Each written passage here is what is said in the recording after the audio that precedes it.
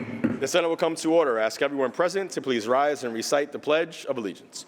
I pledge allegiance to the flag of the United States of America and to the republic for which it stands, one nation, under God, indivisible, with liberty and justice for all. Chaplain Major David Reyes of the 2nd Regiment of the United States Corps of Cadets will deliver today's invocation. Chaplain Major.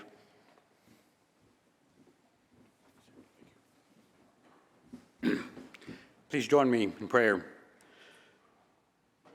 O God, our Father, searcher of human hearts, I come before you today to give thanks for this Senate and its relationship with the United States Military Academy. May your blessing rest on both institutions as sources for wise governance and producing leaders of character. May they both exemplify the exhortation in Colossians chapter 3, which reminds us to set our minds on things above, or in other words, to pursue that which is excelsior. All of which I ask in the name of the great friend and master of all. Amen.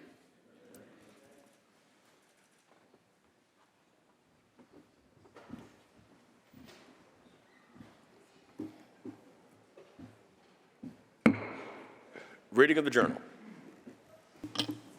In Senate, Monday, April 8, 2024, the Senate met pursuant to adjournment. The Journal of Sunday, April 7, 2024 was read and approved. On motion, the Senate adjourned. Without objection, the Journal stands approved as read. Presentation of positions. Messages from the Assembly. Secretary Reed. Senator Addabbo moves to discharge from the Committee on Agriculture Assembly Bill number 6947A, substituted for the identical Senate Bill 6796A, third reading count of 749. So ordered. Senator Gianaris, meetings, messages from the Governor, reports of standing committees, reports of select committees, communication and reports from state offices, motions and resolutions. Senator Gianaris. Thank you, Mr. President. Good morning. Let's begin, because we have our special guests here today, let's take up previously adopted Resolution 1972 by Senator Skoufis. Let's read that resolution's title and recognize Leader Stuart Cousins on that Secretary resolution. Reed. Senate Resolution 1972 by Senator Skoufis, memorializing Governor Kathy Hochul to proclaim April 9, 2024 as West Point Day in New York State. Leader Andrea Stuart Cousins on the resolution. Thank you so much, Mr. President. And I am so proud to rise today and to acknowledge the presence of West Point, its cadets, its leadership. Thank you, Major Reyes, for your beautiful prayer. What you talked about is what we aspire to on a day-to-day basis: wisdom and leadership, and the ability to really continue to move not only the state forward, but to serve as a beacon of light for our nation and beyond. And that's why this day is so important. It's our 72nd annual recognition of West Point, and the relationship, as has been stated, is strong between the military and the legislature. I also want to say to you that last week we honored Korean veterans. We honored the week before Vietnam veterans. We, as a body, believe that it is so important to honor the heroes of our past, but we also know it is important to honor the heroes of our present and future. And that's where you come in. My wonderful colleagues will talk about the influence of George Washington, of the wonderful deeds of Eisenhower and Patton, and I do want to recognize Senator Scarcella Spanton, who heads our Veterans Committee, as well as Senator Skoufis, who will also talk about the importance that West Point is in the district. And you'll hear from many of us today. But I want to say that when we see you, we know that the future is in great hands. We know, as we look at the conflicts all over the world and conflicts right here, when we have a member or Senator Walsick, who was called up to active duty, that leadership, real leadership, is required.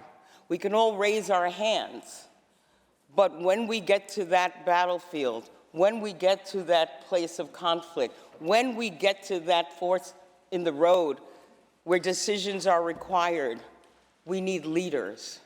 We need leaders with integrity. We need leaders of courage. We need leaders who are unequivocal. And we need leaders who are fearless.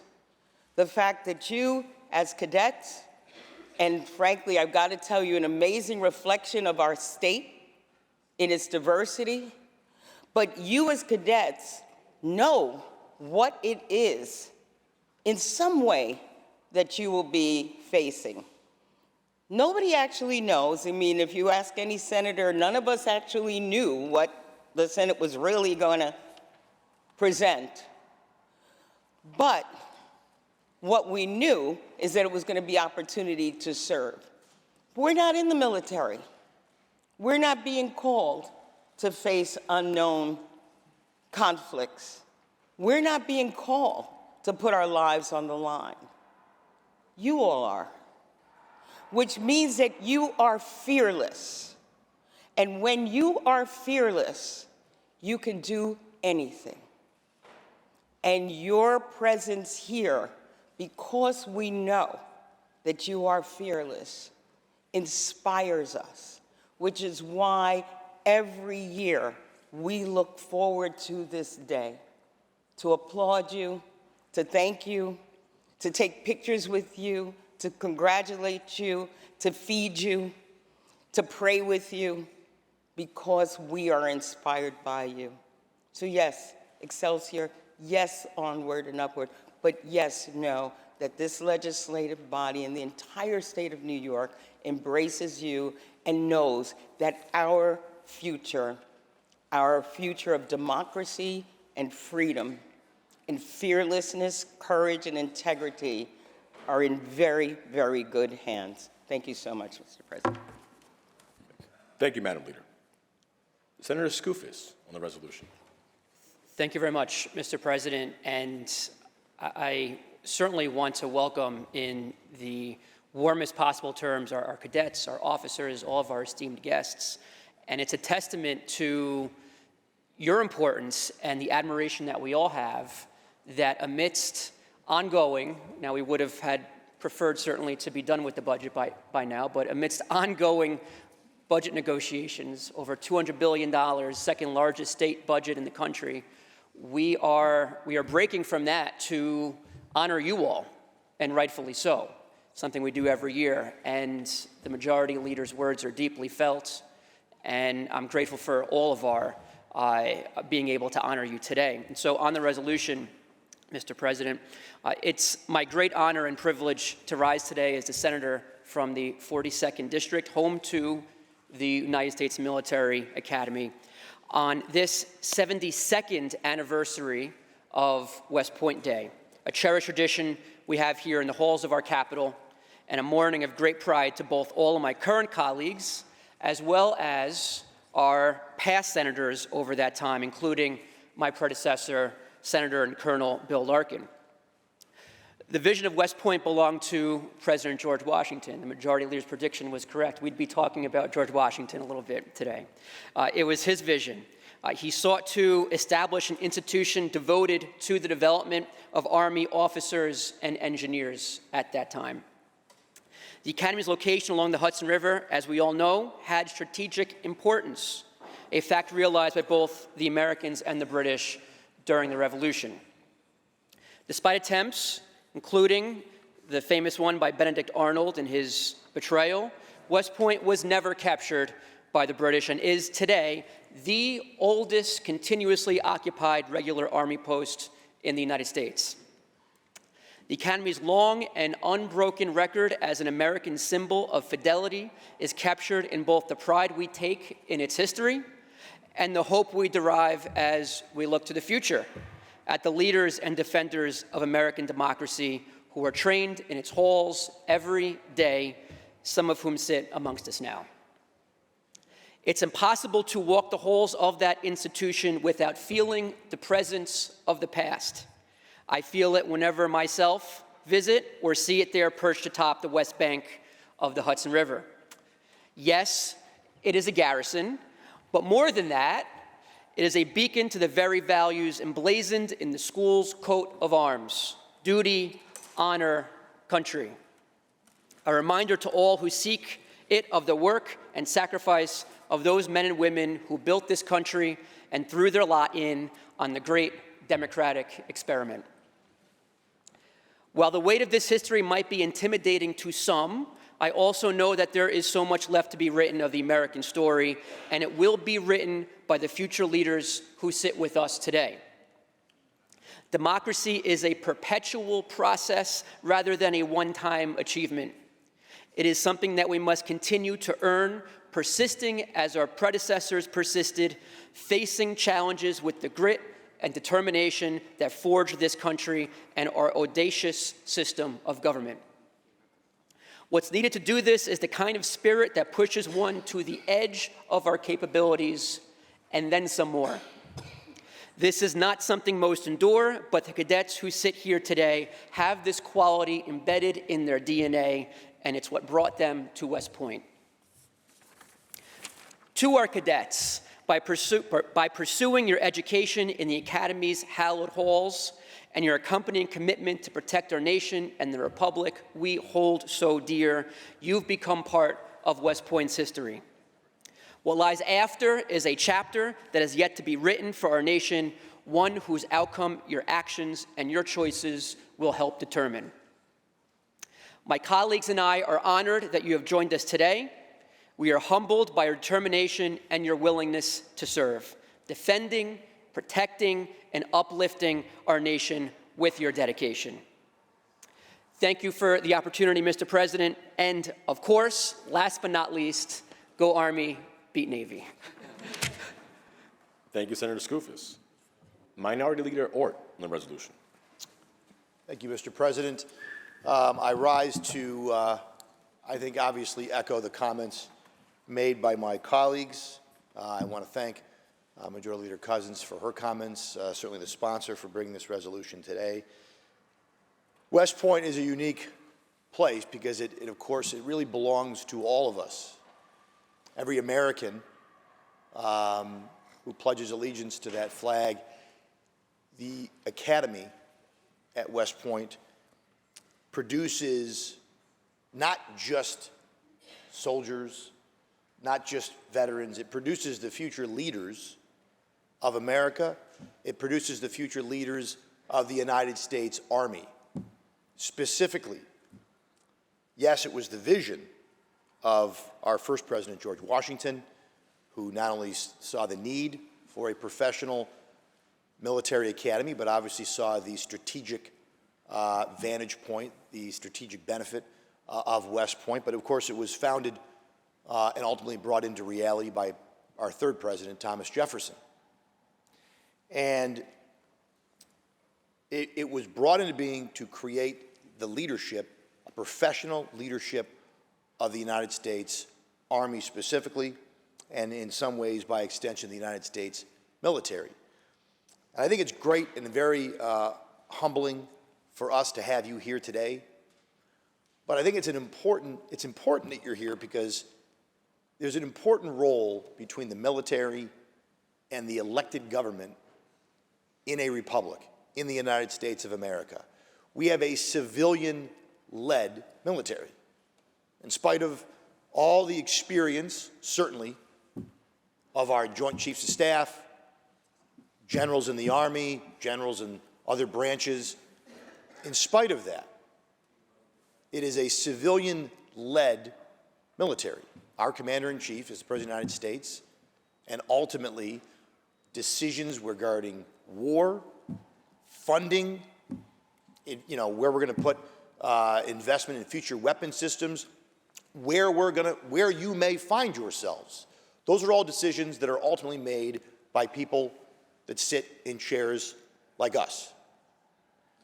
And so it is humbling to know that this generation continues to produce Americans who willingly serve. You're born into, or you live in, the wealthiest country in the world, where there are options in front of all of you, certainly. You could be what you want to be. You can do what you want to do. And yet, you're choosing to serve this country. You're choosing to potentially, some of you, put yourselves directly in harm's way. And for that, we commend you.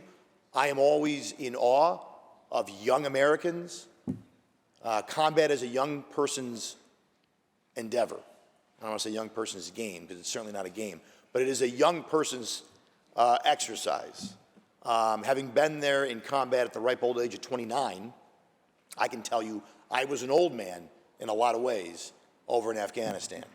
It is a young person's endeavor, and to have young people like yourselves who already know, who already understand, who believe that there is something bigger than all of you, who believe that you have all these freedoms and these opportunities because other people came before you and sacrificed and fought to make them so, and those need to be protected and safeguarded into the future. Every generation needs to do its part to defend liberty. Every generation needs to do its part to defend our way of life, our values, and our interests, be they here at home or abroad. And so I commend you for that. But I would also say, you're all leaders. You're all aspiring leaders. I'll put it that way. You're leaders in training right now. You're getting a crash course in leadership. I will tell you that you will find out as you go off into the world, maybe not always in the military, but certainly in the civilian world, leadership is a lost art. There's not enough people who actually know how to lead. Everybody wants to lead, or at least a lot of people want to lead, but how to lead. And of course, to lead, you need to be able to first to serve. And that's what you're doing. And that's what you're being trained to lead under fire, to lead when things are not going well. But you also deserve leaders. You deserve leaders on the elected side, be they in Washington, D.C. or at the state houses, who understand what you're doing and who make decisions in the best interest of each and every one of you. Leaders who do not waste your talents, who do not waste your service, who do not waste your sacrifice. Leaders who understand the impact of our decisions upon all of you and your families. You deserve that from us. You deserve leaders who get that, who get our part in that arrangement that we have, that I talked about, the civilian-military arrangement in this country that is unique. It is unique in America, and it is important that we continue to protect it. But you need leaders on both sides of that equation who have the same goals and have the same understanding both of history and where the world is going. And I hope that we continue to have those leaders on the civilian side as well as the military side. At this time, I want to ask Jake Wesley, on your feet. So I do not have a constituent here today who is a cadet. In fact, I've been here for 10 years, and I've never, from the 62nd District, in spite of all the best parts of it, we've never had a cadet from West Point here on West Point Day. However, as was mentioned, Senator Mark Walczyk from the North Country, Senator Walczyk is currently deployed. He is a member of the New York Army National Guard, and he is deployed at this time, and as a result, he is not with his wife and his children, and he is not here doing the business that he was elected to do, because his service not only extends to this room, but it extends to the military, to the New York Army National Guard. However, Jake Wesley is his constituent, and he is here. I want to read a little bit about Jake. Jake is, his intended branch is Signal. He is in Delta One Company. His history is, his major is military history, and he belongs to the hunting club and to company athletics. In fact, he already has an associate's degree, and he would like to return possibly to the U.S. Military Academy at West Point to teach military history in the future. Jake, it is great to have you with us, along with the rest of your cadets. I only wish Senator Walczak was here to recognize you, but I am honored to be able to recognize you on behalf of him. And I thank you for your willingness to serve. I thank all of my colleagues for supporting this resolution. Jake, you can sit down now, I'm sorry. Mr. President, I want to thank all my colleagues for supporting this resolution. I want to thank the cadets who are here for your willingness to serve this country, for your willingness to be leaders for this country, not only in the U.S. Army, but we're going to ask you to be leaders for the rest of your lives in whatever endeavor you choose. And I look forward to the fact that this generation is producing such fine young men and women who are here with us today. Mr. President, thank you for your indulgence. Thank you, Senator Ort. It is now my honor to introduce Lieutenant General Stephen W. Gillen, the 61st Superintendent of the United States Military Academy at West Point. Lieutenant General. Thanks, sir. Thank you. Appreciate it.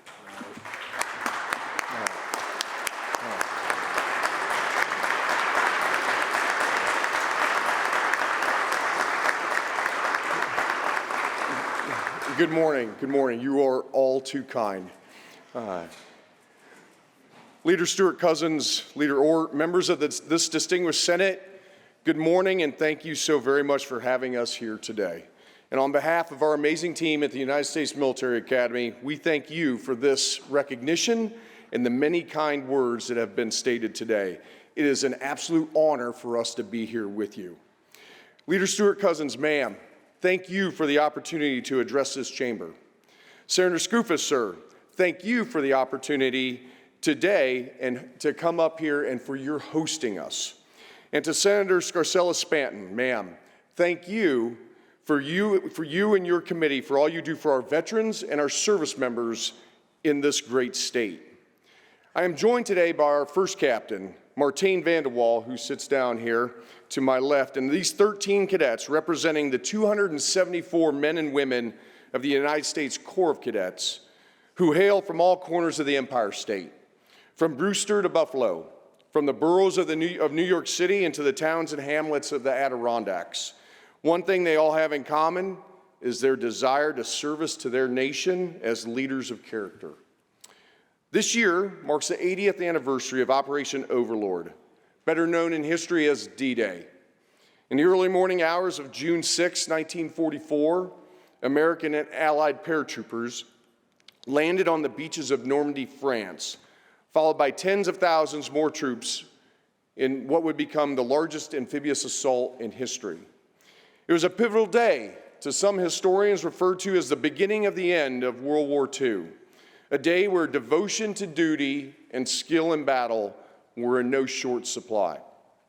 Some 73,000 American troops were among the 156,000 strong Allied forces that would storm those beaches in northern France, to include many from the great New York State.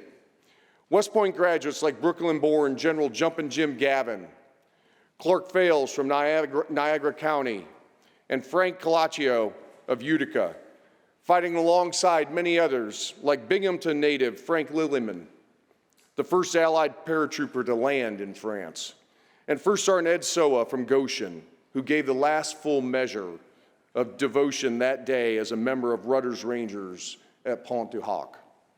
Devoted to duty, skilled in battle, heroes who helped liberate Europe and end a war.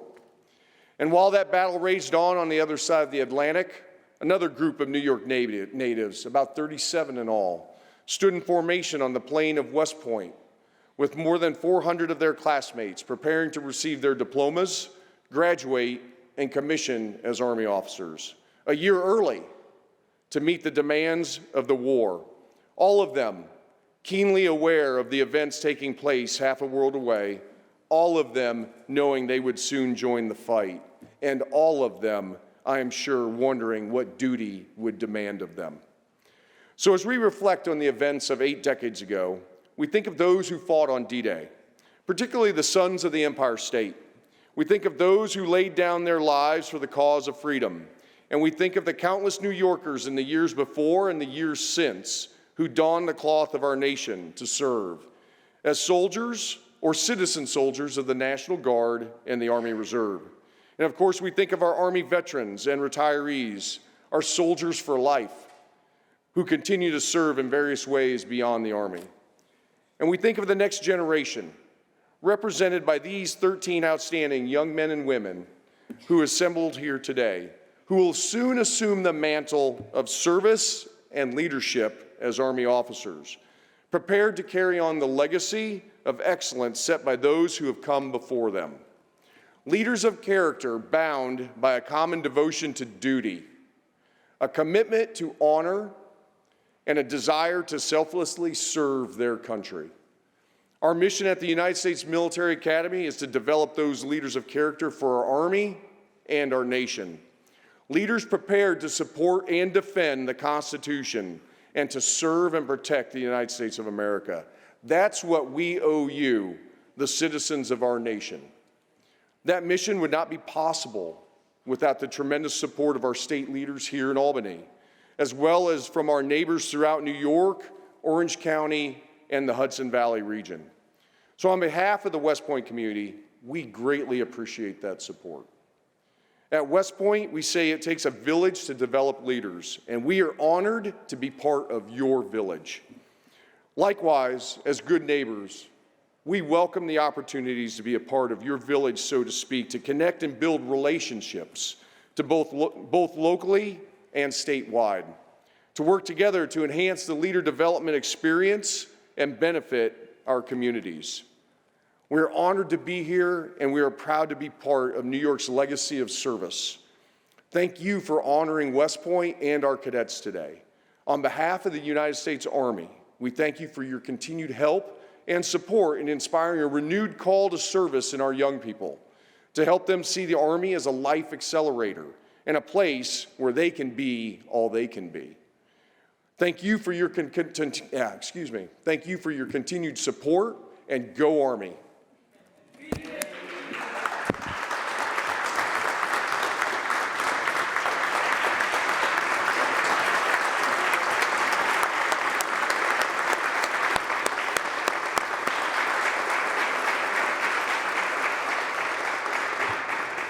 Lieutenant General, thank you for your speech and your service. Chair Scarcella-Spanson on the resolution. Thank you, Mr. President, and thank you, Lieutenant General, for your very inspiring words this afternoon.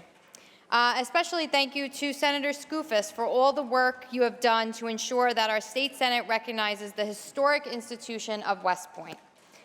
This prestigious institution has produced a long line of military officers who have served our nation with distinction and honor.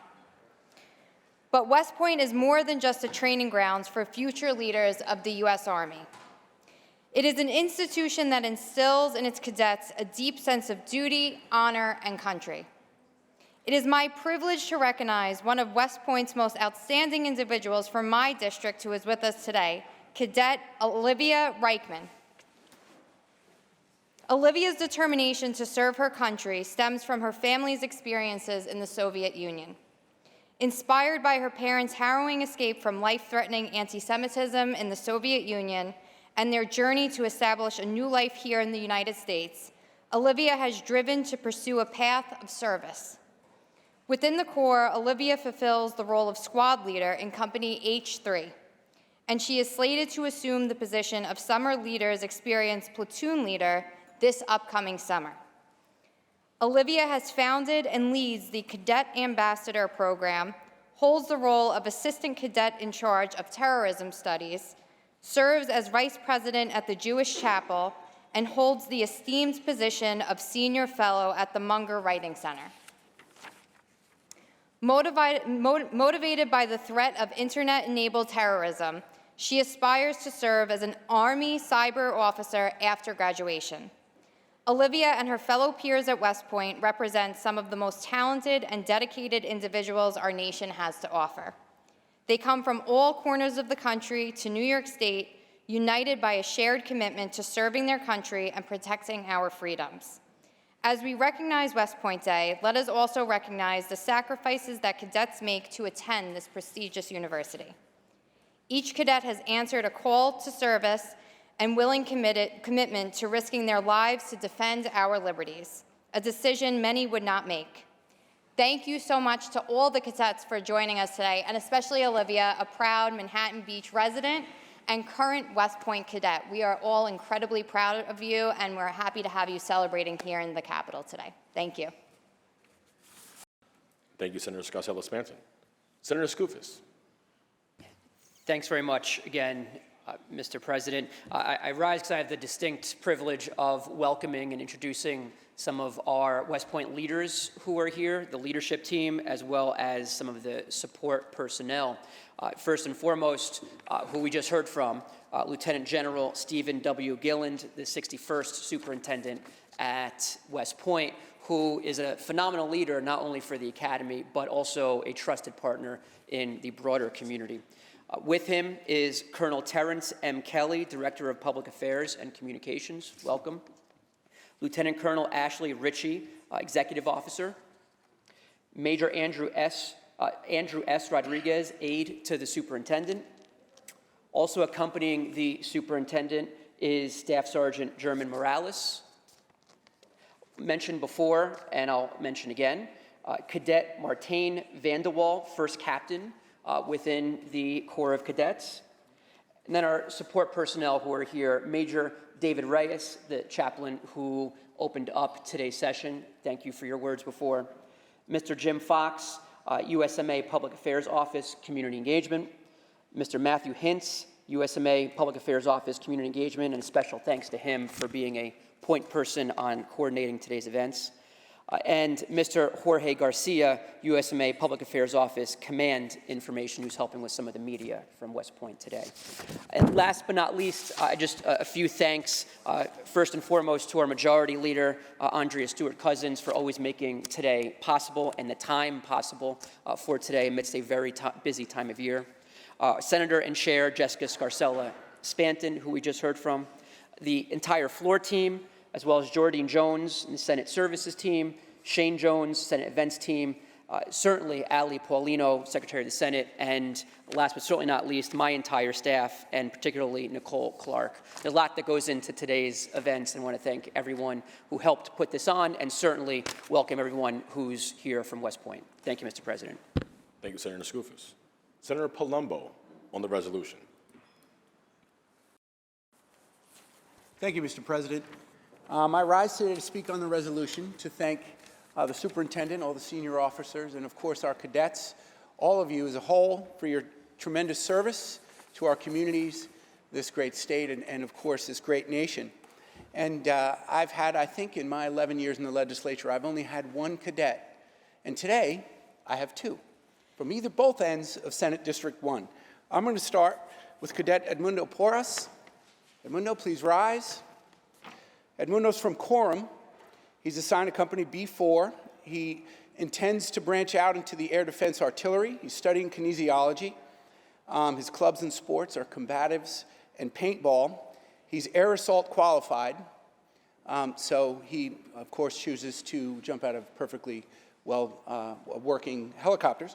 We appreciate that. And he was inspired to serve because his father's service in the Army was as an enlisted soldier, and this is his opportunity to give back to this country.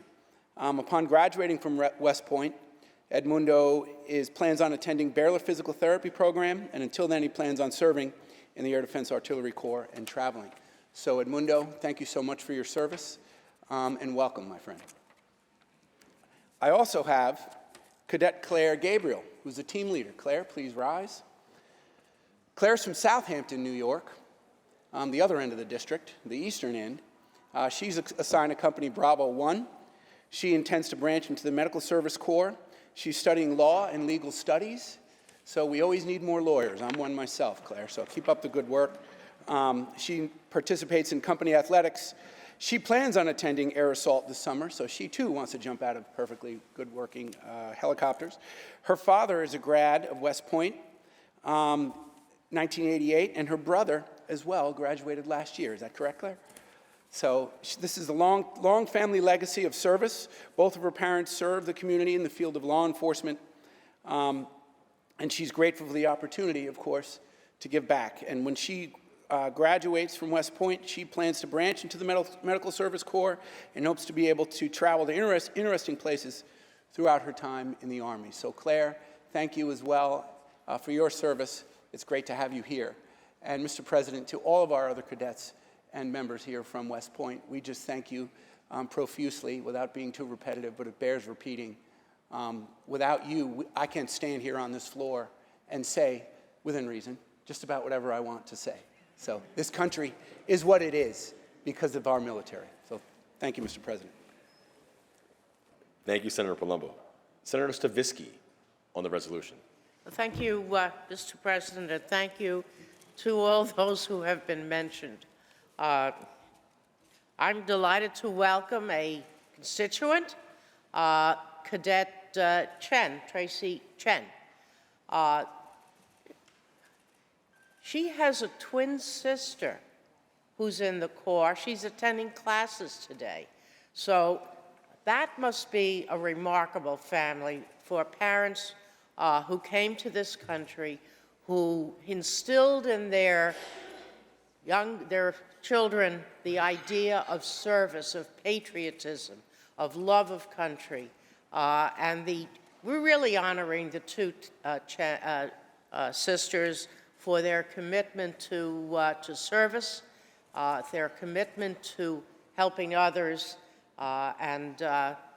Tracy hopes to join the Air Force, the Air Corps, and become a pilot. So to all of the cadets, you are receiving a wonderful education, and I say that as chairperson of the Senate Committee on Higher Education. However, we have no jurisdiction over you, so the federal government has to continue to provide the funds to make the West Point cadets and the other service academies continue the excellence that we have here in New York State in our higher education system. And again, we welcome you and we thank you not for what you've done, but what you're going to be doing in the future. Thank you, Mr. President. Thank you, Senator Stavisky. Senator Rhodes on the resolution. Thank you, Mr. President. You know, I've had the honor of being in this chamber for about 16 months at this point. And there are plenty of good days here, but the one date every time we get the calendar that you sort of circle is the day that we have the opportunity to honor West Point and have you here in our chamber to give you thanks for everything that you do for our country. And it's a great reminder to every one of us to count our blessings, because every single, throughout our history, from the Battle of Lexington and Concord and to dozens of places across the world today, every generation has produced men and women of courage and character who've agreed to wear the uniform and serve in defense of freedom, both here at home and across the world. And what we have in you today is a representation of that amazing tradition in this generation of Americans. Young men and women who are willing to step forward, not only to serve our country, but to be leaders of the most elite military force that exists in the world today. And that is what you represent as being West Point cadets. And so it's a tremendous honor, not only for me, but for all of us, to welcome you here, to thank you for your passion and your dedication and your commitment to our country, to its founding ideals, and to preserving that for future generations. And of course, to the leadership at West Point, thank you for everything that you do, not only in your own service, but to mold these future leaders as you are displaying incredible leadership yourselves. Thank you. And I want to, now, with apologies to Leader Ort, who's apparently had no cadets in 10 years, I'm 2 for 2. So I'm pretty excited about that. And I want to recognize a cadet from my hometown in Wantagh, Carly Woelfel. And Carly, if you'll please stand. Carly is an amazing representation of what it means to serve. And she talks about her passions. She has a passion for engineering. She has a passion for loving life, which brought her to West Point. But she has a passion for serving her country, which is a passion, I think, that is shared by every one of the cadets that is sitting here today as representatives of the 200-some-odd cadets that we have over in West Point. She's a local runner.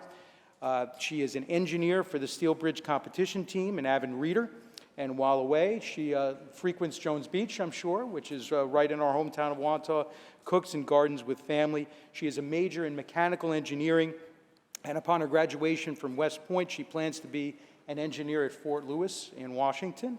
But she also wants to go on to attend graduate school for engineering, work as a bridge engineer, and wants to teach at the high school level, and ultimately would love to be a New York State park ranger, which I'm sure some of us in this chamber might be able to help her with.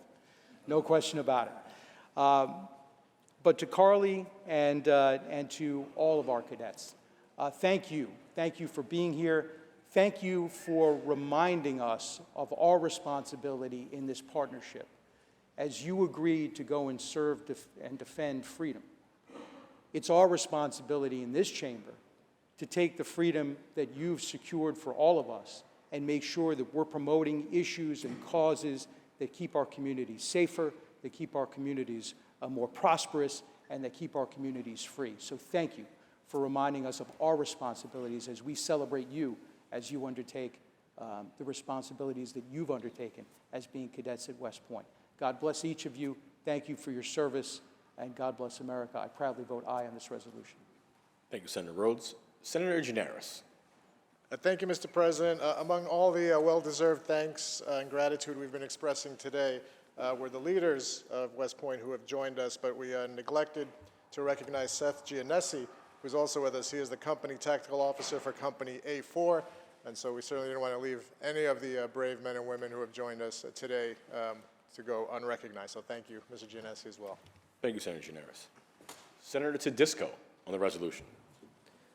Thank you, Mr. President. As we thank and welcome all of our cadets and show our appreciation to your service to this great nation, it's my special honor to welcome from the 44th Senate District, Cadet Michaela Choi of Burnt Hills. Cadet Choi is majoring in systems engineering at West Point. She is the Officers Christian Fellowship Worship Leader, a member of the Army Taekwondo Club, and Club Beyond Young Life Leader. As a child of two West Point graduates, Cadet Choi was able to see firsthand the type of outstanding individuals the Army and especially West Point produces.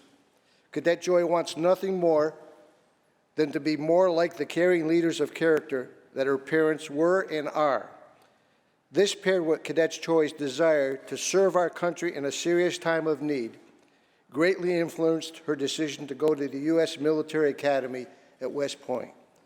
So we welcome you, we show our appreciation, and we thank you for being a part of the best, the brightest, most courageous and compassionate fighting force for good in the whole world, the men and women of the United States Armed Forces. God bless you, and thank you. Senator Weber on the resolution. Thank you, Mr. President.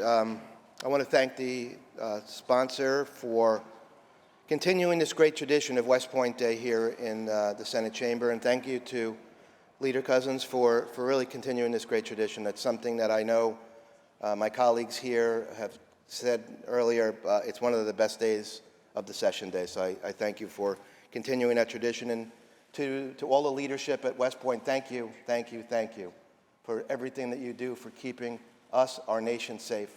You know, the one thing I noticed when speaking to some of the cadets is not only how old I feel, but how young they are. And I think that's a great reminder for not only presidents now, but future presidents, that the people that go off to war, the soldiers that go off to war, are usually the younger generation, young kids, as I call them. And it should be a reminder that, you know, we always need to make sure that that's in the back of our minds when that time calls. You know, the 38th District here in Rockland County is lucky enough to have two cadets here today. So first cadet is Ella St. Louis. Would you rise? Ella is a Clarkstown South graduate, right? Clarkstown South graduate. She's from Company G3, and she's from New City, New York. You know, I got a chance to talk to her earlier, and she has a brother, right? A brother that was a graduate of West Point as well.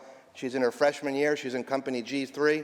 And when she's done, when she graduates, she wants to go into computer science. But before then, she wants to go and be stationed in Okinawa.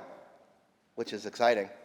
So congratulations and thank you. Thank you for doing what your generation has always done, is that stepped up and be the next future leaders in our country. So thank you for being here today. The other cadet we have here today is Christina Vazzo. Christina, stand please. Christina's from Valley Cottage, New York, a graduate of Nyack High School. She's in Company F4, and again, she comes from a line of West Point graduates. Her father graduated from West Point in 1974, and she wants to be a PA, get a PA after she graduates, but also wants to serve in and be stationed in Fort Drum, and I know that's exciting. I know we had Fort Drum Day here, I think, last year sometime, and we recognized a lot of the soldiers and institution there as well. So, listen, our country is in great hands with not only yourself, your colleague, but all of the cadets here. We thank you for your service. We thank you for being the future leaders of this country, and I proudly vote aye on this resolution today. Thank you. Senator Harkin on the resolution. Thank you very much, Mr. President. First, I want to thank Senator Skoufis for the resolution. The Majority Leader, Madam Leader, thank you for keeping this tradition alive. The Minority Leader, thank you for your comments every year as well.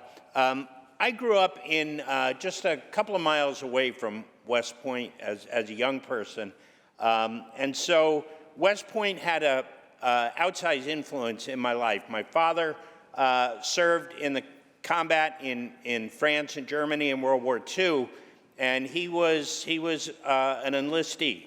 And he said there was always a marked difference between the officers who were from West Point versus the other commissioned officers who are not from West Point. And so, you know, I hope you take that responsibility with you, that you will be recognized for your leadership, but also there's a higher bar for you to live up to. But growing up near West Point, as a youth, West Point to me was football games, it was a parade of the cadets, it was the museum, it was the history, it was the monuments, and it wasn't until later in life that I got to appreciate the leadership. And we want to thank all of you who were charged with shaping leaders, and those of you who have chosen this pathway in this life. And while I don't have cadets here, I had the chance to meet Ella and Christina, coincidentally from where I grew up and where my grandparents lived in Rockland County.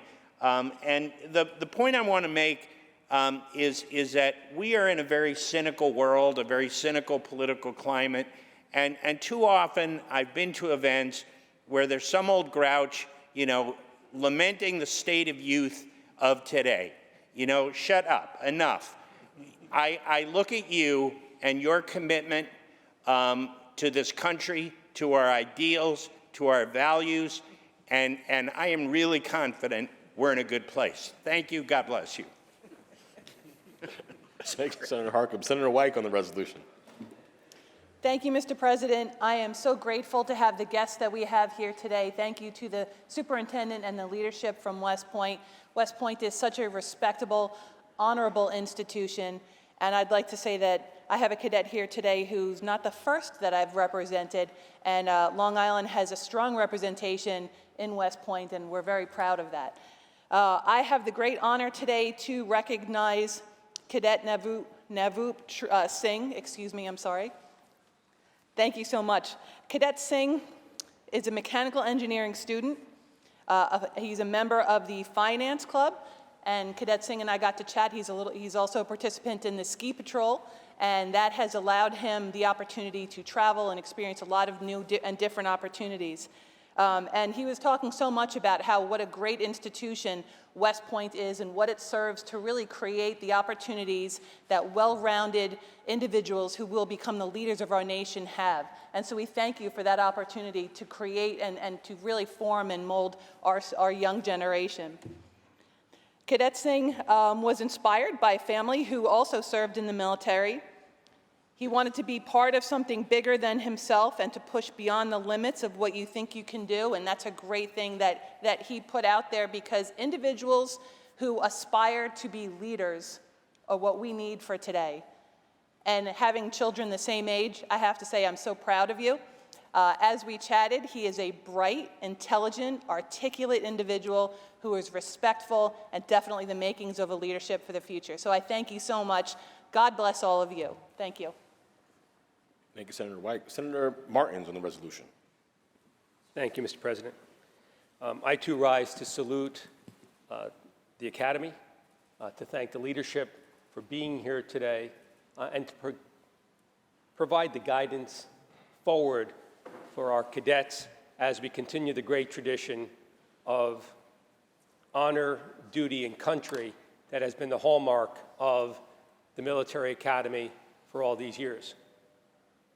And Mr. President, this is one of the highlights of the year where we actually get to look at the future leadership of our country and of our state and agree, both sides of the aisle, to a person that the future indeed looks bright. We have men and women who, frankly, could have gone anywhere for college, sought all kinds of opportunities in the world, and sought service as the primary focus for their academic years and the continued service to country and to family and to community as they go forward. So I rise to salute the institution. I rise to salute the Senate's continued commitment to West Point Day and to maintaining that relationship between this great institution and our service academy. I too have the privilege of having two members and two cadets here today from the 7th Senate District in Nassau County on Long Island. It really is a privilege to have spent a few moments speaking to both of them earlier today. But the focus of these young adults, the commitment to accountability, I guarantee you that they don't miss appointments. I guarantee you that they don't show up late to things. And I guarantee you if there's something on their schedule that they have to get done by a certain date, they don't miss that date. Mr. President, I guarantee you that our future is indeed bright, and I want to take a moment to highlight the two cadets who are here from my district. First, I'd like to ask Cadet Jacob Crossman if he would stand for a moment. Cadet Crossman is a team leader as well. He is in Echo 3 Company, and he hails from Jericho, New York, having attended and graduated from Jericho High School. He participates in Future Applied Systems Team and Society of American Military Engineers. He's also company soccer and grappling team. So he is a well-rounded individual, as we would expect from anyone who graduated from Jericho High School.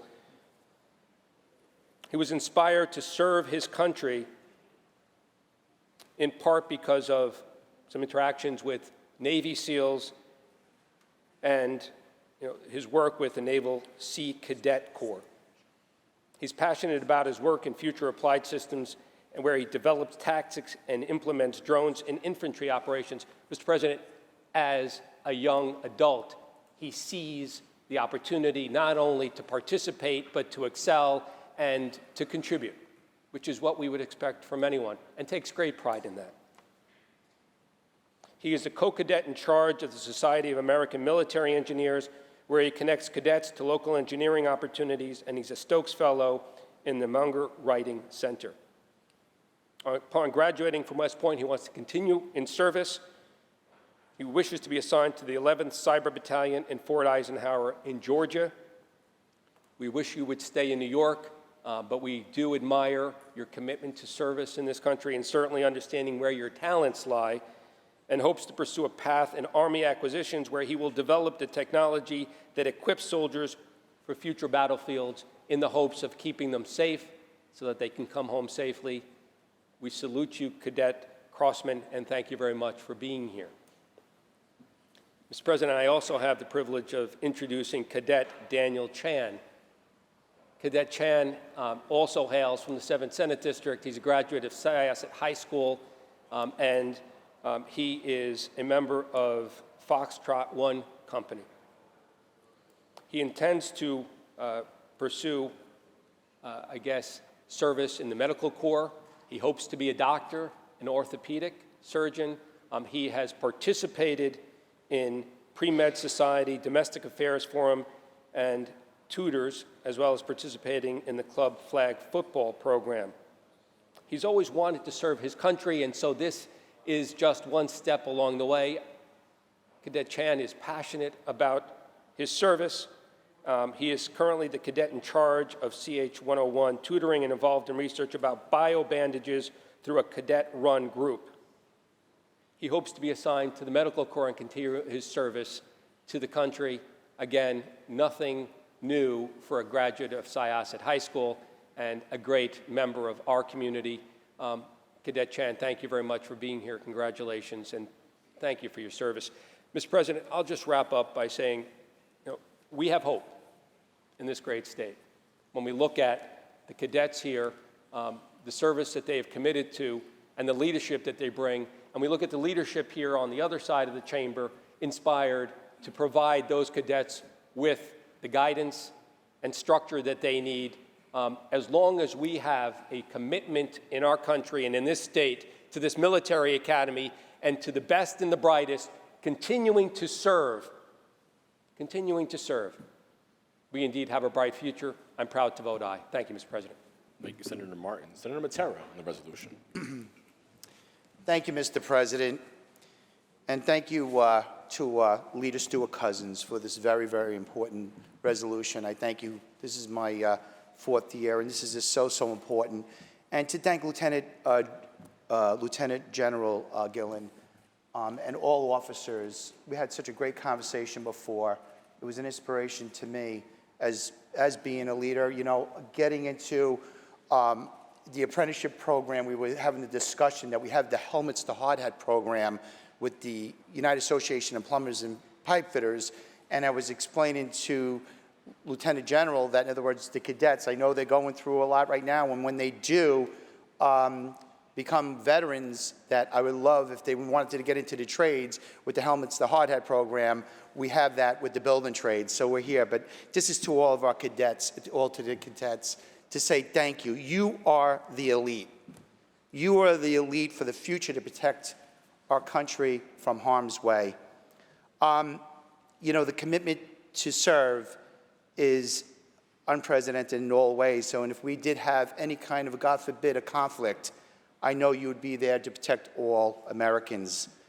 You know, we have a lot of leaders in this room. We have a lot of military people that I'm so proud to be in this chamber with that are senators, and how important it is. And that's where I love to see more military people to come into this chamber for the future. You know, just like our leader, Rob Ort, Senator Ort, he is our leader. There he is. He's the first lieutenant with the Army. He is a Bronze Star recipient. And you know what? Never really talks about it. But it means a lot to me as a leader for what he has done for our country. And I'm hearing the story with our leader when those towers went down. He went right away after college, and he went enlisted for our country. And I just know what all of our military does for us to protect us from harm's way. And I am dedicated, and all of us in this chamber is. So I'm not going to continue because I like to run on, but I'm just so proud to be here today. I'm proud of West Point Day. Again, to our leader, Stewart-Cousins, thank you very much. So I just want to say, God bless our military, God bless all of our cadets, and especially God bless the United States of America. Thank you. Senator Ashby on the resolution. Thank you, Mr. President. Unfortunately, I do not have a cadet here today, but I do want to thank the leadership and all that they do each and every day. And I did want to highlight one cadet here today who has been mentioned already from Senator Stavisky's district, Cadet Chen. We may know in this chamber that you need a congressional nomination in order to go to West Point. But there is another way to do this. You can also apply and go through as an enlisted member. And this is what Cadet Chen has done. And in my limited time in the United States Army, I would not be here with you today. I probably would not be alive without for the help of enlisted members and NCOs. It's a harder way to do it, but the knowledge and the leadership that they display each and every day benefits our officer corps, benefits it in a way that I think it's not directly applicable, but you think about what the staff provide here, you think about how influential that can be, magnify that times 100. And that's what our enlisted and our NCO Corps does for our officers. So Cadet Chen, I want to thank you for your decision to serve twice as an enlisted member and now on the Officer Corps. No doubt will have an incredible benefit on the United States Army and the leadership of our country in the future. Thank you, Mr. President. Thank you, Senator Ashby. Senator Breslin to close. Thank you, Mr. President. As I sit here for a long period of time, and I've served here for many, many years, I've concluded that we look at you and you're looking up to us as senators. The fact is that we're intimidated by you. We respect you to a degree that you can't imagine. You are doing what many of us dreamt about doing, and you are achieving goals that many of us failed to conclude. And as I look at you and chat with you, I'm so impressed with the quality of the continued leadership that's brought on by our leaders from West Point.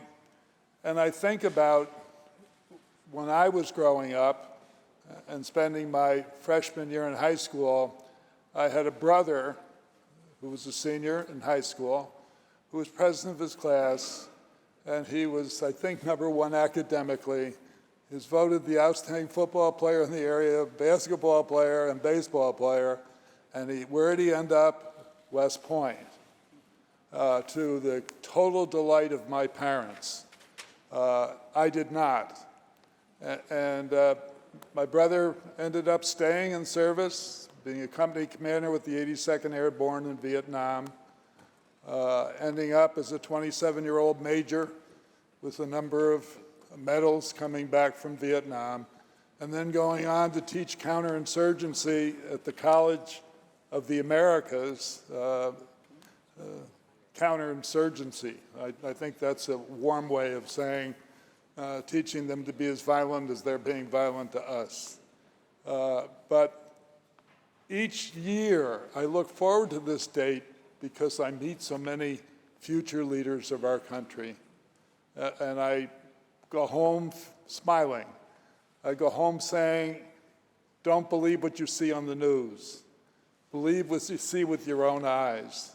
See those leaders who will make a difference and will lead this country the way it should be led. And I'm blessed to be here with you and your officers to celebrate West Point Day. And in particular, I'm here to finally celebrate somebody from Albany, the gateway to the West, the lawmaker of the Empire State. And that's Daniel Polidor. Daniel, will you stand up? Daniel is a graduate of Albany High here in Albany. We visited together a couple of years back, and I hope we continue to visit in the future. Daniel wants to be an ordnance. He'd like to end up in Korea after, but he was fortunate enough to already spend a semester in France, which is different than a lot of the officers would remember the academics that you learned 40 years ago. They didn't include trips to other countries to study. And Daniel has done an amazing job at West Point. You'll continue to do that. I look forward to having a relationship with you when you're back in the Albany area. And you are a credit to Albany, the state of New York, and to our country. God bless each and every one of you. Thank you, Senator Breslin. To our incredible, brave, hope-providing leaders now and future leaders, our guests, I welcome you on behalf of the Senate. We extend to you all of the privileges and courtesies of this House. Please rise and be recognized.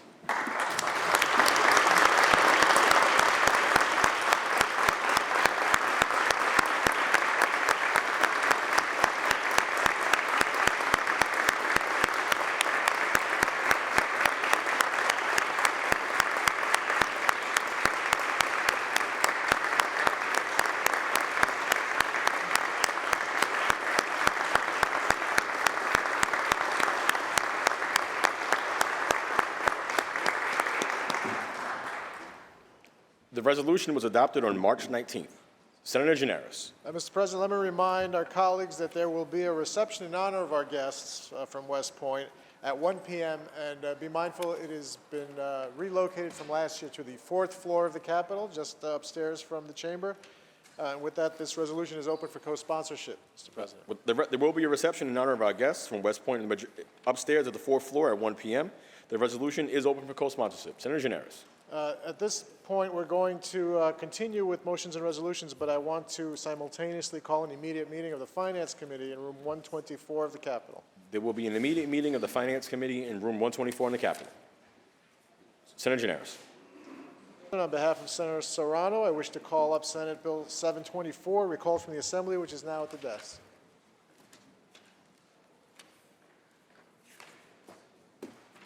Secretary Reed. Calendar number 336, Senate Print 724 by Senator Serrano, an act to amend the Environmental Conservation Law. Move to reconsider the vote by which the bill was passed. Secretary will call the roll on reconsideration. Addabbo, Gianaris Kruger, Ort, Sue, Cousins, White, I-61. The bill is restored to its place on the third reading calendar. I offer the following amendments. The amendments are received. Moving on, move to adopt the resolution calendar with the exception of Resolution 2211. All those in favor of adopting the resolution calendar with the exception of Resolution 2211, please signify by saying aye. Aye. Opposed, nay. The resolution calendar is adopted. Senator Gianaris. Now let's take up Resolution 2211 by Senator Webb. Read its title and recognize Senator Webb to speak on the resolution. Secretary Reed. Senate Resolution 2211 by Senator Webb, commending Delta Sigma Theta Sorority Incorporated upon the occasion of its annual Delta Day at the Capitol in Albany, New York on April 9th, 2024. Senator Webb on the resolution.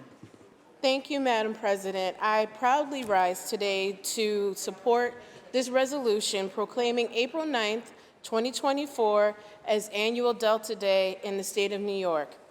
This declaration is a testament to our collective recognition and appreciation of the impactful work carried out by Delta Sigma Theta Sorority Incorporated, an organization that has been at the forefront of social change, education, and community service for over 111 years, of which I am a proud member of, and the first New York State Senator who is a member of this prestigious organization, along with my colleagues in the Assembly, Assemblymember Rodneyce Bichette-Hermelin, and of course, Assemblymember Alicia Hinman, who's here with us today in the chamber. Founded in 1913 by 22 visionary women on the campus of Howard University, Delta Sigma Theta Sorority Incorporated has committed itself to promoting academic excellence, providing scholarships, supporting the underserved, and actively participating in the establishment of positive public policy. Their relentless dedication to educating and promoting participation in our democracy and addressing community issues through thoughtful solutions has been instrumental in fostering social change. The annual Delta Days, established by the National Social Action Commission in 1989, symbolizes the sorority's proactive engagement in the national public policy making process. It is a time when members from across this great state gather at our state capitol, underscoring the significance of collective action and civic engagement in advancing the well-being of our communities. With over 350,000 members worldwide, Delta Sigma Theta Sorority Incorporated implements its mission through a 5-point programmatic thrust addressing economic development, educational development, international awareness and involvement, physical and mental health, and political awareness and involvement. The impact of these initiatives is a testament to the power of unity and dedication in creating sustainable change. One of the first public acts of Delta Sigma Theta Sorority Incorporated was marching in the Women's Suffrage March in Washington, D.C. on March 3rd, 1913, keeping in mind that this was during a time of significant racial segregation and injustice. The legacy of the sorority is also marked by distinguished leaders, including Dorothy Height, who is a beacon of civil rights, whose leadership and advocacy have paved the way for future generations. I am continually inspired by the examples of these dynamic women and its countless members, including notable New Yorkers like the late, great United States Representative Shirley Chisholm, who was the founding member of the Black, Puerto Rican, Hispanic, and Asian Caucus. Also, former New York State Assembly Deputy Speaker Earlene Hooper, former New York State Assemblywoman Annette Robinson, former New York State Assemblywoman Tremaine Wright, and former Queensborough President Helen M. Marshall. These women and countless others have used their voices and platforms to advocate for justice and equality. Celebrating annual Delta Days at the Capitol is not only a recognition of the sorority's past and most certainly present achievements, but also a commitment to its future endeavors. It reaffirms our dedication to the principles of service, leadership, and advocacy that Delta Sigma Theta Sorority Incorporated embodies. This resolution acknowledges the vital role that the sorority plays in fostering community well-being, advocating for social justice, and empowering individuals to lead and serve.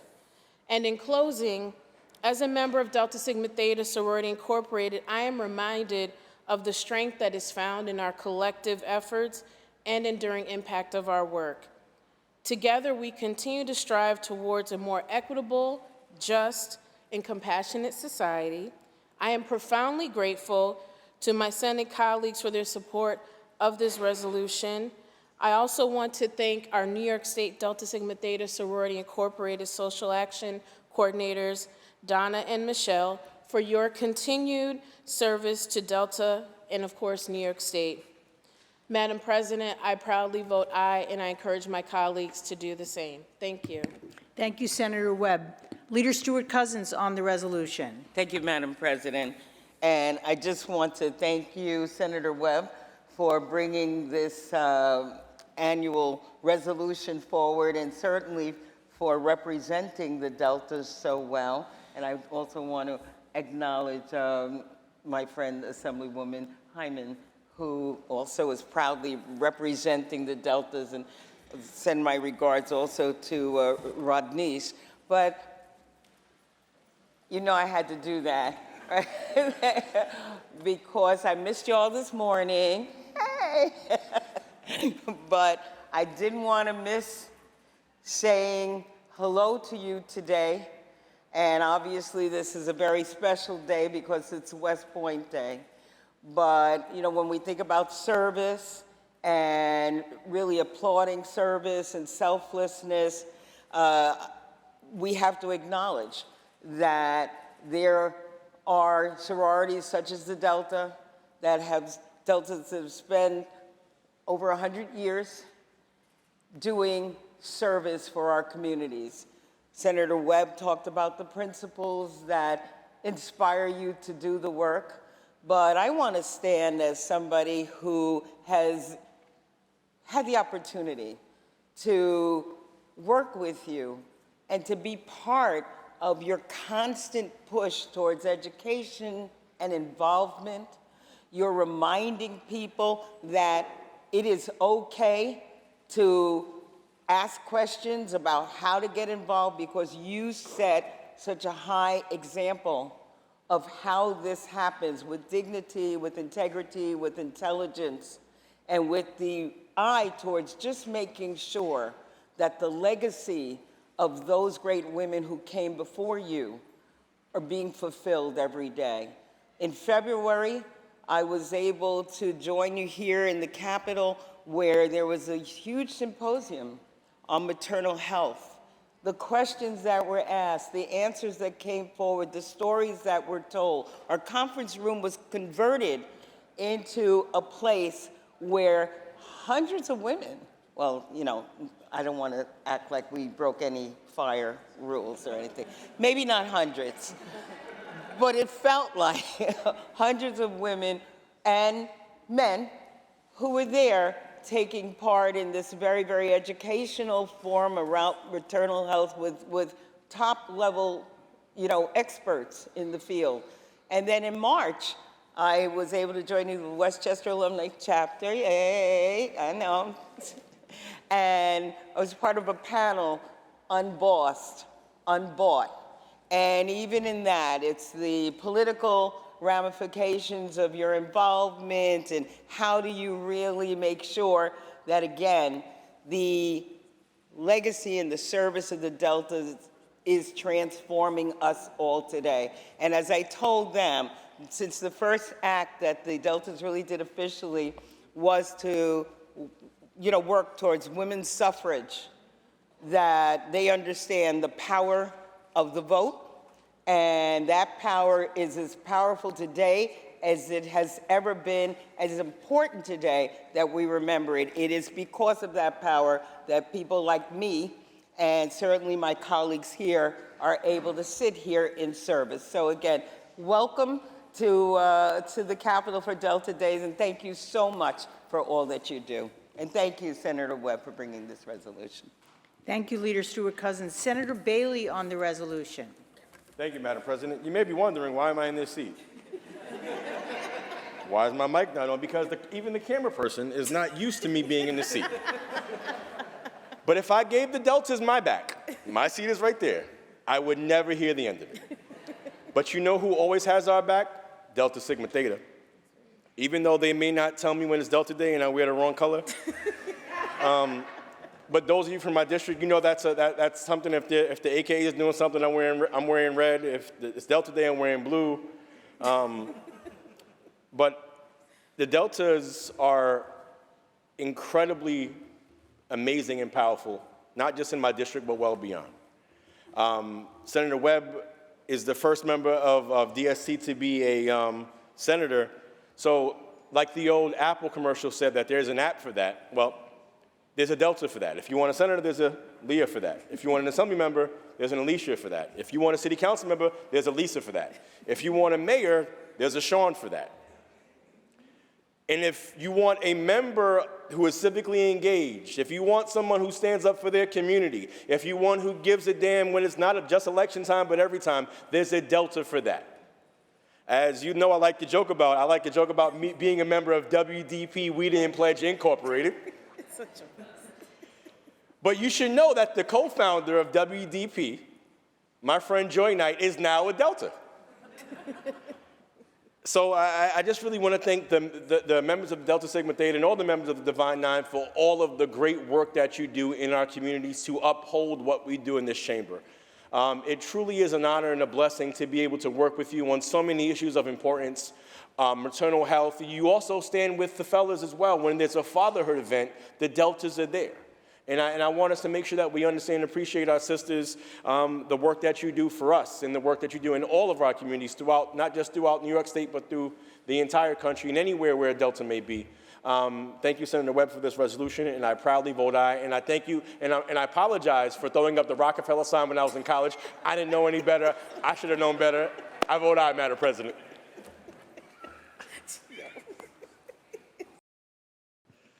Thank you, Senator Bailey. Senator May on the resolution.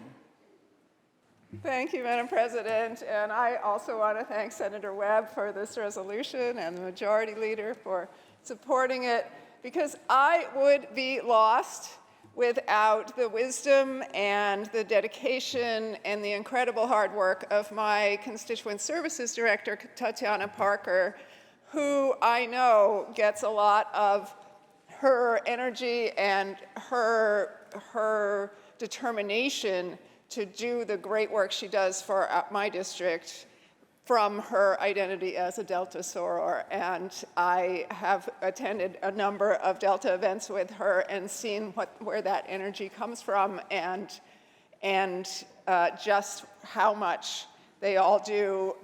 She does in her work, but also outside of her work for our community, and I couldn't be more grateful. So thank you, all of you, and thank you, Senator Webb, for representing this wonderful organization. Thank you. Thank you, Senator May. Senator Comrie, I neglected to see you were in a different seat as well. Senator Comrie on the resolution.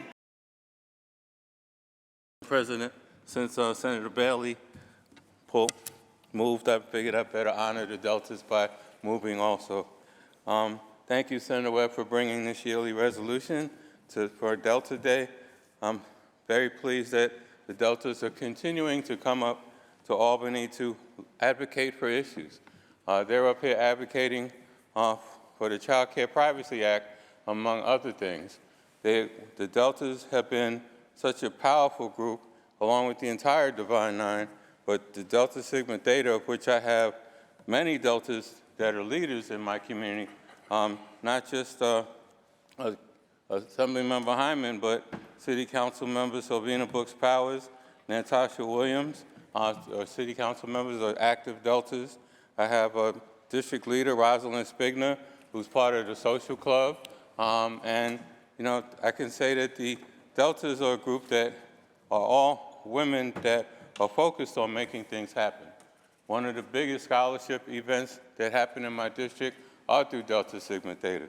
They have yearly healthcare symposiums, as the leader said. They have opportunities. I've worked with Deltas where they tutored young people in the basement of my office so that they could pass the SAT exams, that they could learn how to do everything from how to present themselves at a formal dinner to going on trips.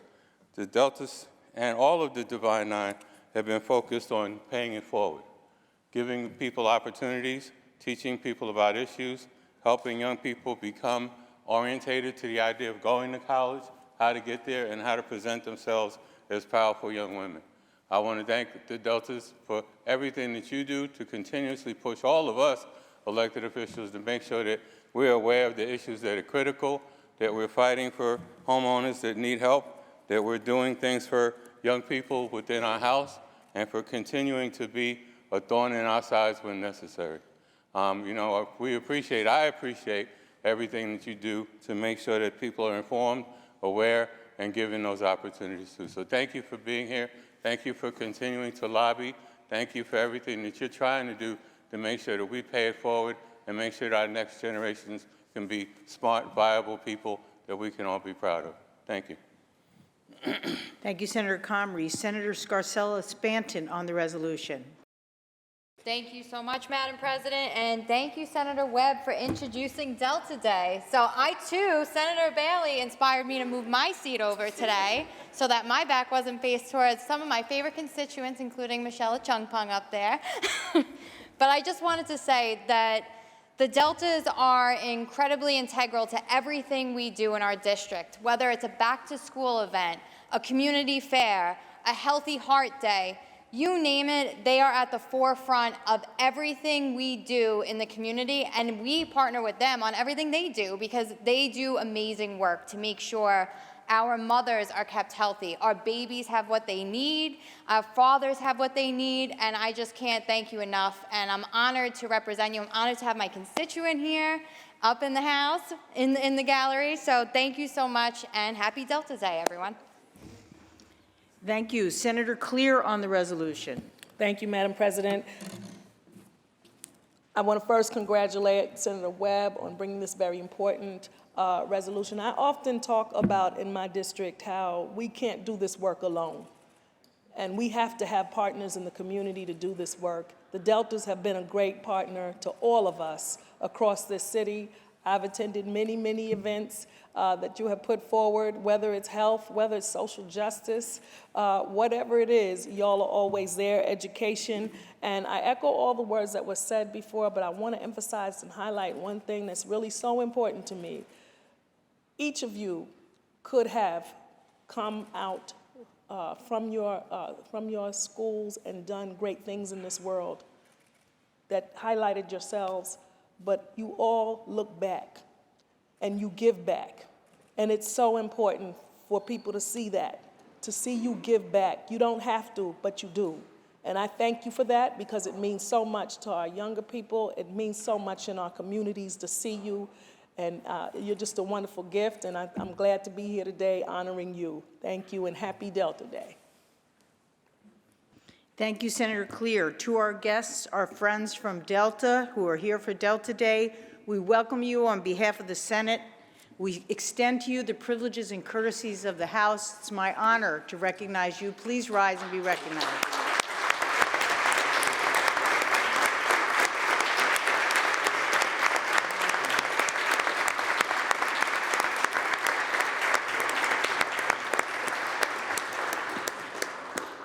The question is on the resolution. All in favor signify by saying aye.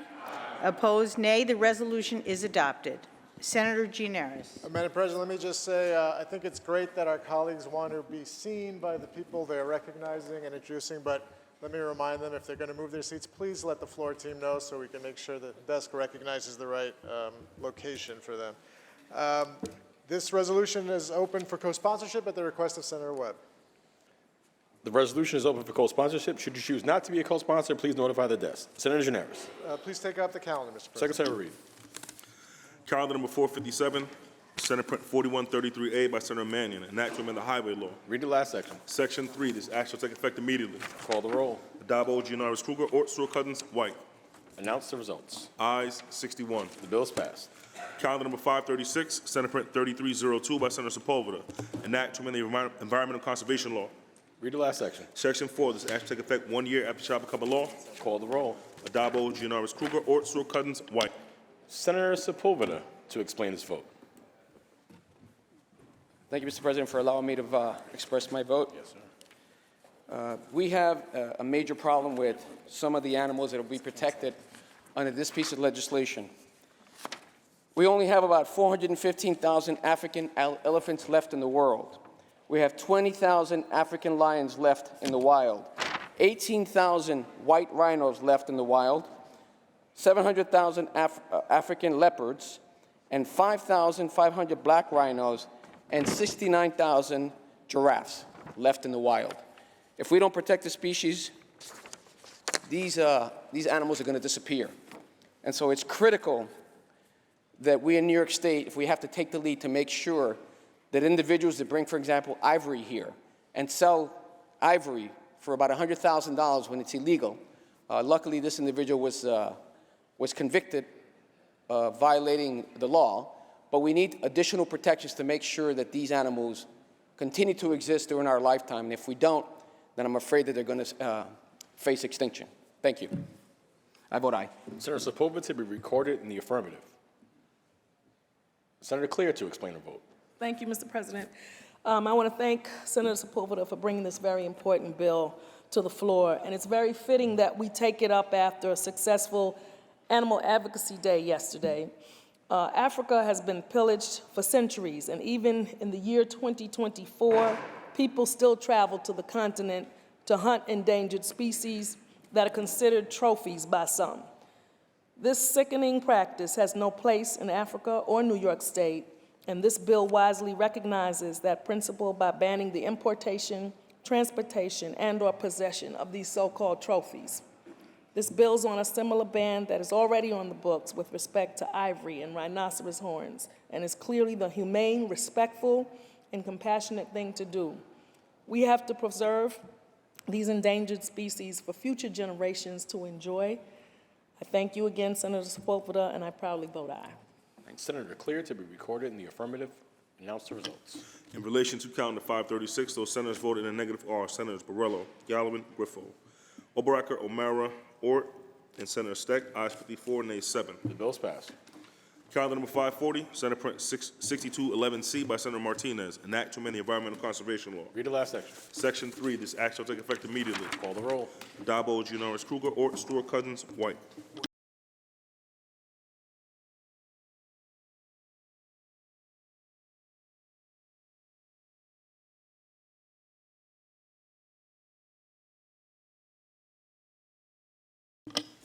Announce the results. In relation to calendar 540, those senators voted in the negative are Senators Lanza, O'Mara, and Ort. Also, Senator Oberacker. Ayes 57, nays 4. Bill's passed. Calendar number 590, Senate Print 485B by Senator Comrie, an act to amend the Public Authorities Law. Read the last section. Section 2, this act take effect on the 1st of January. Call the roll. Addabbo, Gianaris, Kruger, Ort, Stewart-Cousins, White. Announce the results. Ayes 61. Bill's passed. Calendar number 701, Senate Print 3117A by Senator Mannion, an act to amend the Workers' Compensation Law. Read the last section. Section 7, this act shall take effect on the 120th day after it shall become a law. Call the roll. Addabbo, Gianaris, Kruger, Ort, Stewart-Cousins, White. Announce the results. Ayes 61. The bill's passed. Calendar number 739, Senate Print 253A by Senator Serrano, an act to amend the Arts and Cultural Affairs Law. Read the last section. Section 2, this action take effect on the 120th day, shall become a law. Call the roll. Adabo, Giannaris Kruger, Ortsua Cousins, White. Senator Serrano to explain his vote. Thank you very much, Mr. President. The arts are transformative. They provide opportunities for education, entertainment, and are therapeutic in so many ways. The arts are also a major economic engine for our state. S253 is a bill that requires New York State, via the New York State Council on the Arts and the Empire State Development, to develop programmatic criteria and application process for which to approve and certify local arts districts. By applying and being approved to become a cultural district, the municipality would be eligible for state assistance in the form of technical assistance in applying for grants, marketing expertise, guidelines for state and other resources, increased tourism opportunities, and other development opportunities. Cultural districts empower local arts and cultural organizations to become stakeholders in the development of our neighborhoods and will highlight their communities. We see the success of cultural districts in other states, and New York has the tools to continue to foster the arts and cultural sector as an economic engine. I thank my colleagues for supporting this legislation. Thank you. Senator Serrano to be recorded in the affirmative. Senator Clear to explain her vote. Thank you, Mr. President. I rise as a proud member of the Senate Cultural Affairs, Tourism, Parks, and Recreation Committee to explain my vote. I want to thank our chair for advancing this bill and reporting it out. This bill will establish a statewide guidelines and criteria for the establishment of and designation of arts and cultural districts. Certainly, many areas of my Senate district, including Harlem and East Harlem, are rich in culture, tradition, and impact. From the multifaceted Harlem Renaissance to the vibrant arts of El Barrio, I am confident we will shortly have a number of arts and cultural districts in our neighborhoods. I thank you again, and I proudly vote aye. Senator Clear to be recorded in the affirmative. Senator May to explain her vote. Mr. President, I also rise to thank the sponsor for this legislation. I know what we're familiar with, Broadway as a cultural district or Harlem, but as the chair of the Cities 2 Committee, I also want to say all of our smaller cities around the state have vibrant arts and cultural areas that are very important engines of economic development and job creation, as well as defining the quality of life in those communities. And so for the sake of our smaller cities all over the state, I think this is really important legislation. I hope that our Assembly colleagues will agree this year and pass it as well so that we can move this along. But thank you for bringing this forward. I vote aye. Senator May to be recorded in the affirmative. Announce the results. Aye, 61. The bill's passed. Calendar numbers 744, Senate Print 142 by Senator Giannaris, enactment of the Agriculture and Markets Law. Read the last section. Section 2, this act take effect on the 90th day, shall become a law. Call the roll. Adabo, Giannaris Kruger, Ortsua Cousins, White. Announce the results. Ayes, 61. Bill's passed. Calendar number 745, Senate Print 761 by Senator Kruger, an act to amend the Agriculture and Markets Law. Lay it aside. Calendar number 746, Senate Print 3431A by Senator Skoufis, an act to amend the Agriculture and Markets Law. Read the last section. Section 6 is act take effect on the 90th day, shall become a law. Call the roll. Adabo, Giannaris Kruger, Ortsua Cousins, White. Announce the results. Relation to calendar 746, voted in the negative, Senator Bridgeport, ayes 60, nays 1. Bill's passed. Calendar number 747, Senate Print 5325 by Senator Martinez, an act to amend the Agriculture and Markets Law. Read the last section. Section 3, this act take effect on the 180th day, shall become a law. Call the roll. Adabo, Giannaris Kruger, Ortsua Cousins, White. Announce the results. Relation to calendar 747, voted in the negative, Senator Bridgeport, ayes 60, nays 1. Bill's passed. Calendar number 748, Senate Print 6365 by Senator Henchy, an act to amend the Agriculture and Markets Law. Read the last section. Section 2, this act shall take effect immediately. Call the roll. Adabo, Giannaris Kruger, Ortsua Cousins, White. Announce the results. Ayes 61. The bill's passed. Calendar number 749, Assembly number 6947A by Assemblymember Pretlow, an act to amend the Agriculture and Markets Law. Read the last section. Section 2, this act shall take effect immediately. Call the roll. Adabo, Giannaris Kruger, Ortsua Cousins, White. Announce the results. Ayes 61. The bill is passed. Senator Giannaris, that completes the reading of the non-controversial calendar. Please recognize Senator Clear for an introduction. Senator Clear for the purposes of an introduction. Thank you, Mr. President. Today, we are joined in the gallery by a group from Harlem that includes Ms. Tamika Silva and her mom, Tamika is the founder and owner of Heaven's Tiny Tots Daycare and Family Learning Center, which is a family-run small business that serves children from the ages of 2 to 5 and provides a vast array of enriching programs tailored to each child's social, emotional, physical, and cognitive development. Dozens of Heaven's Tiny Tots have come to Albany today because there is an illegal smoke shop that is trying to locate right next to their home. I think we can all agree that logically it makes absolutely no sense for a community hub that serves hundreds of children at their most formative age to be located right next to a smoke shop. So we are using this opportunity to educate Heaven's Tiny Tots about the legislative process in Albany, and they have come to add their faces and voices to the collective cry from many of our neighborhoods to protect them and all other similarly situated child care providers from the intrusion by inappropriate institutions that may have a place somewhere in society but not in proximity to pre-kindergarten children. I hope that we will have an opportunity to pass legislation soon in this chamber that protects them. But for now, Mr. President, please welcome this conscientious Harlem entrepreneur, her staff. Our young advocates are here, but they're having lunch right now, and their families with open arms. Thank you. Thank you, Senator Claire. To our guests, we welcome you on behalf of the Senate. We extend to you all the privileges and courtesy of this House. Please continue to rise and be recognized.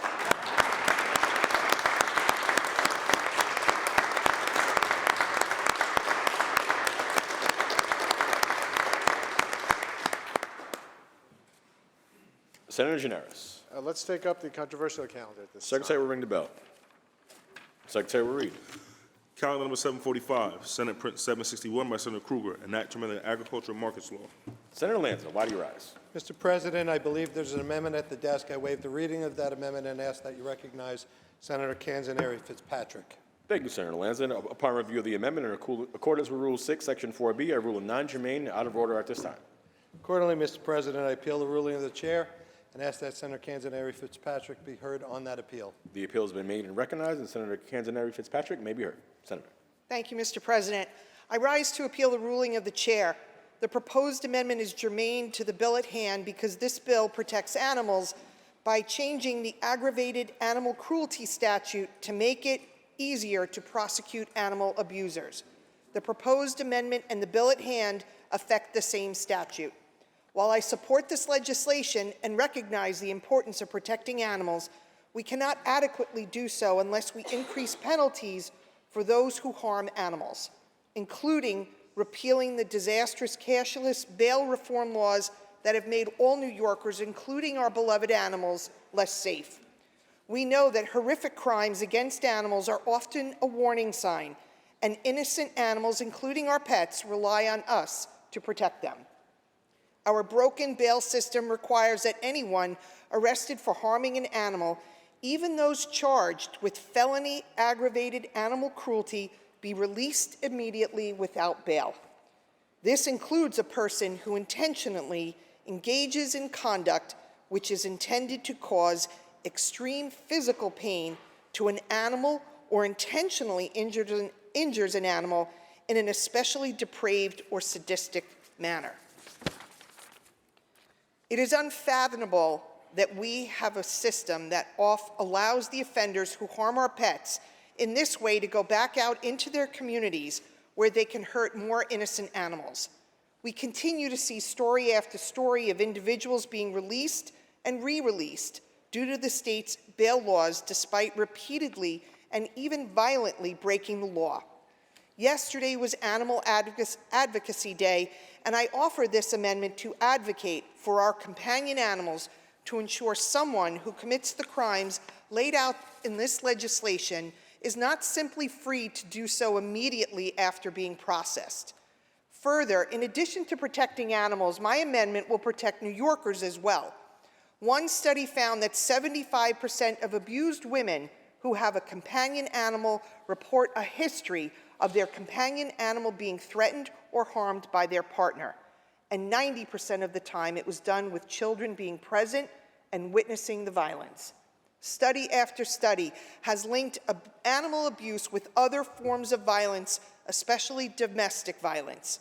New Yorkers continue to suffer the consequences of our bail laws, while criminals continue to benefit from them. Judges have been handcuffed as our laws prevent them from setting bail unless a criminal is charged with an offense that falls within the limited class of bail-eligible crimes. And even when a crime is bail-eligible, judges are not able to consider the danger of a person who poses a danger to our community, to our citizens, to our pets when making a custody decision. We must change the laws that are harming our communities and hurting New Yorkers. Our conference will continue prioritizing the safety of innocent and vulnerable over the criminals that victimize them. And that includes increased penalties against those who harm innocent animals. For these reasons, Mr. President, I strongly urge you to consider your ruling. Thank you. Thank you, Senator. I want to remind the House that this vote is on the procedures of the House and the ruling of the chair. Those in favor of overruling the chair signify by saying aye. Aye. Show of hands. A show of hands has been requested and so ordered. Announce the results. Ayes 20. Senator Gianaris. Mr. President, we've agreed to restore the bill in chief to the non-controversial The calendar. bill will be restored to the non-controversial calendar. Read the last section. Section 2, this action take effect immediately. Call the roll. Addabbo, Gianaris, Kruger, Ort, Sewell, Cousins, White. Announce the results. In relation to calendar 745, voted in the negative, Senator Bridgeport. Ayes 60, nays 1. The bill is passed. Senator Gianaris, that completes the reading of today's calendar. Is there any further business at the desk? There is no further business at the desk. Move to adjourn until Thursday, April 11th at 12 p.m. On motion, the Senate stands adjourned until Thursday, April 11th at 12 p.m.